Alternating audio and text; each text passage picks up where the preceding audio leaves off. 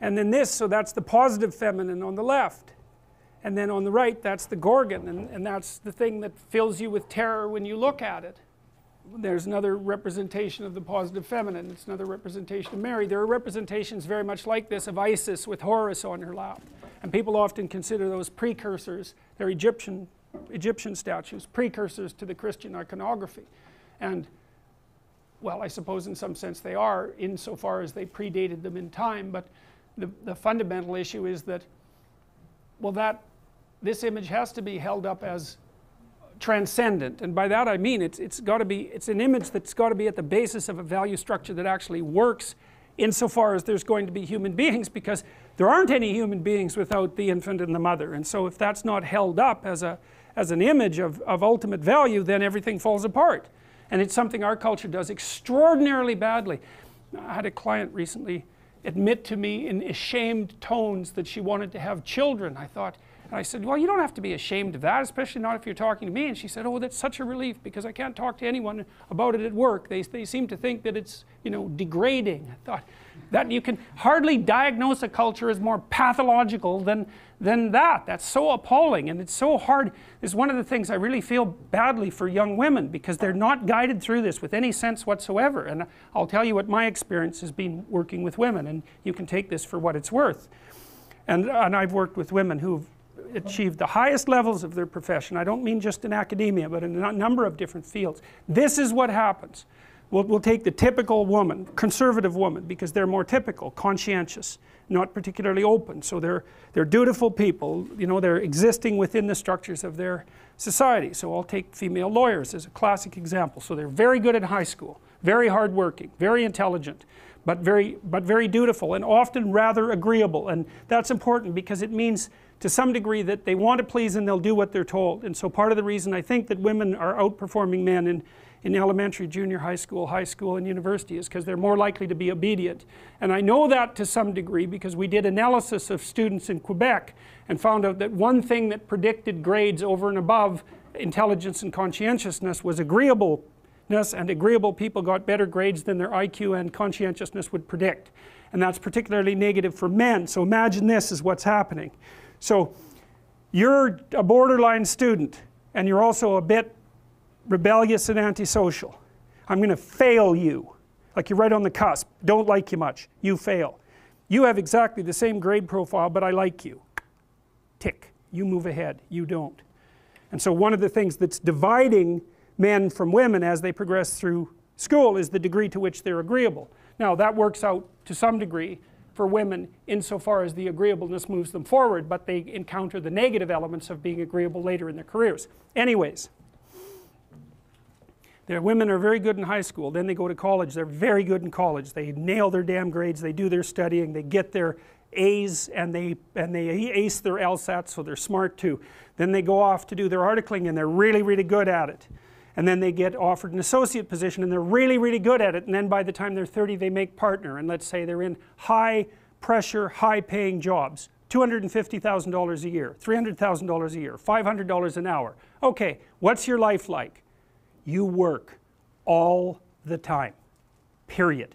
70 hours a week, 75 hours a week, flat out, and you don't get to make any mistakes. And if your client calls you at 3 in the morning on Sunday, you say, I'm really glad to hear from you, because if you don't, there's some hot law firm in New York that'll take your client from you at a moment's notice. And the client is paying you, whatever, the firm, $750 an hour, of which maybe you get $350, and what they want is an answer about something really complicated right bloody now.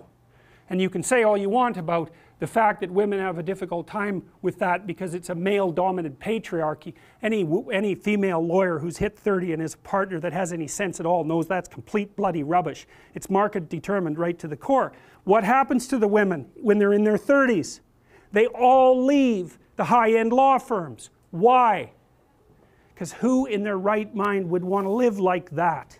That's the issue, right? Once you make about $60,000 a year for your family, but let's say for you personally, additional income has zero impact on your quality of life. Zero. So why work 80 hours a week? Well, men will do it, some men, very few.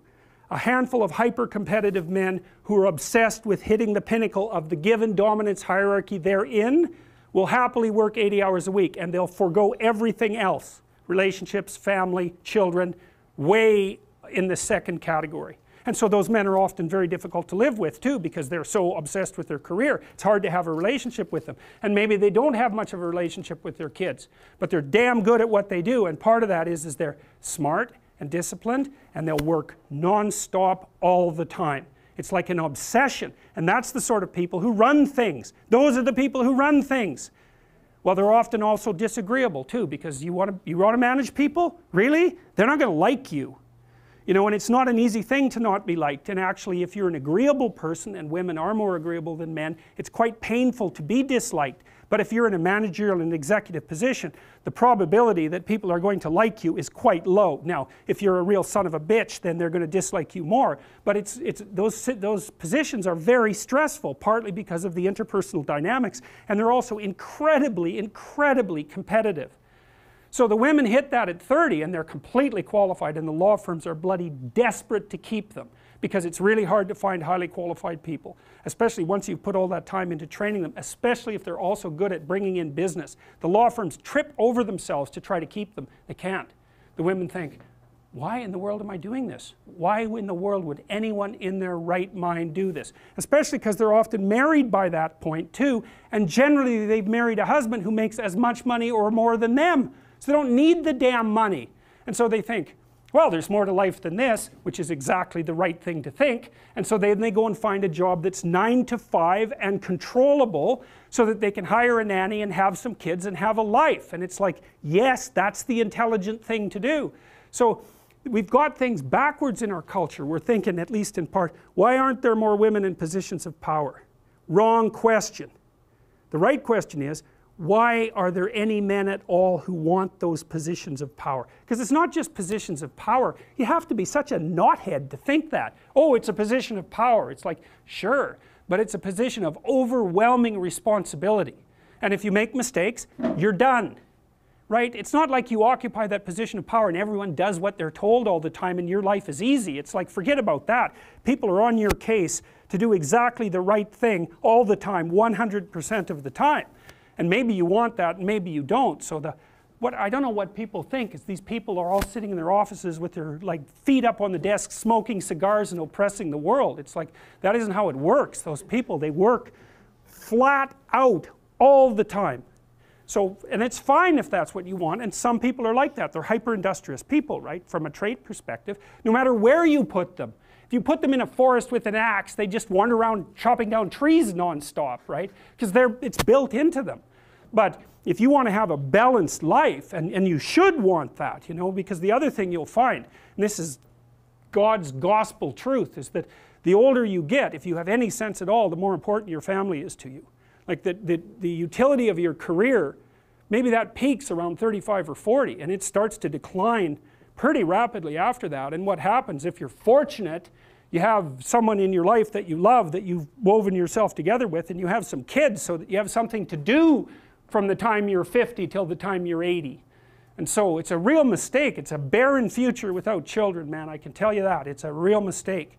And so we do a terrible job of say, putting that image forward and saying, well, yeah, now, you know, because women have access to the birth control pill now and can compete in the same domains as men, roughly speaking, there is a real practical problem here. It's partly an economic problem now, because when I was roughly your age, it was still possible for a one-income family to exist. Well, you know that wages have been flat, except in the upper 1% since 1973. Why? Well, it's easy. What happens when you double the labor force? What happens? You have the value of labor. So now we're in a situation where it takes 2 people to make as much as 1 did before. So we went from a situation where women's career opportunities were relatively limited to where they were relatively unlimited and there were 2 incomes, to where, and so women could work, to a situation where women have to work and they only make half as much as they would have otherwise. And now we're going to go into a situation, this is the next step, whereas women will work because men won't. And that's what's coming now. So there was an economist article showing that 50% now of boys in school are having trouble with their basic subjects. And you look around you in universities, you can see this happening. I've watched it over decades. I would say 90% of the people in my personality class are now women.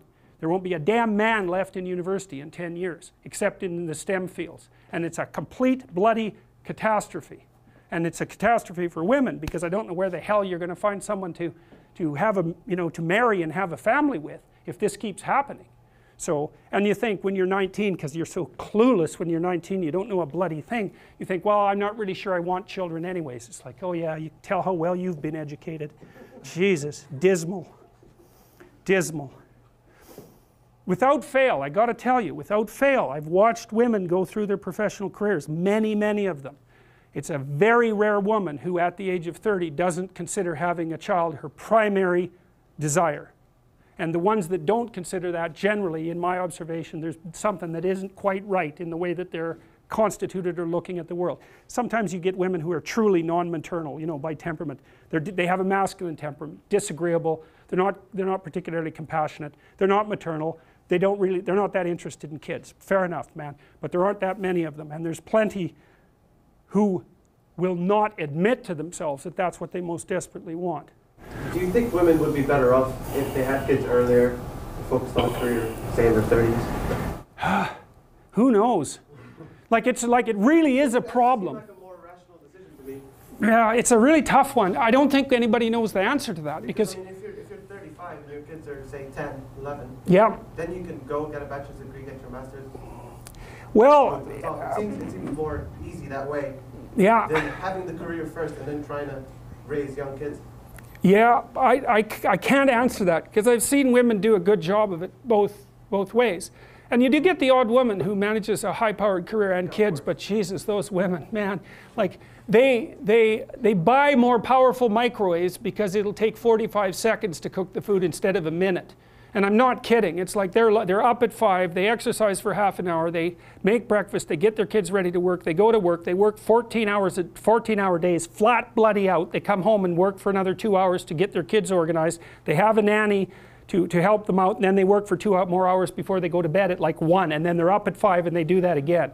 And I'll tell you, you better be tough if you're going to do that, physically too, because you'll just burn yourself to a crisp. I've seen some women manage it, you know, but they're tough and they're rare, because that's a hell of a regimen. And then if anything goes wrong, you know, you have a sick kid or something like that, or there's any sort of crisis in your family, it's just, you know, then it becomes too much. So I don't know what the answer is, but one answer certainly is, at least in part, is to start letting young women know what being 30 and being female is like, and also to disabuse them of the notion that there's something magical about a career. First of all, most people don't have careers, man. They have jobs. And the reason you get paid for a job is because you're being asked to do things you wouldn't do unless you were being paid. And so it's not some utopia of cigar smoking with your boots up on your desk, that's for sure. Not that would be such a utopia to begin with.